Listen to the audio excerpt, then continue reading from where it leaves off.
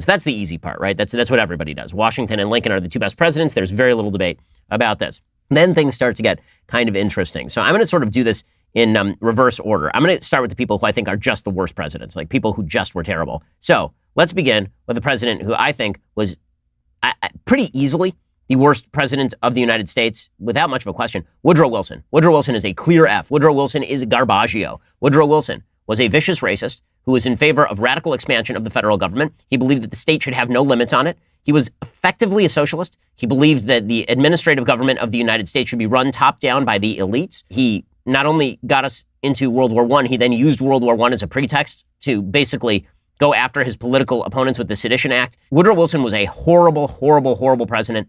And the fact that for a long time he was considered one of our better presidents speaks to how dumb America's historical class is. The reason a lot of America's historical class likes him is because they, again, like the administrative state. The administrative state, for those who don't know, that's the idea the executive branch really should run the government, that the legislature is sort of a vestigial organ. The president should be, as Woodrow Wilson says, as big a man as he can be, as big a man as is capable of filling the office. He was a big fan of how German government was run. He was a big fan of the idea that the government was sort of the be-all, end-all. Was Woodrow Wilson awful, awful person, awful president? He is definitely in the F category.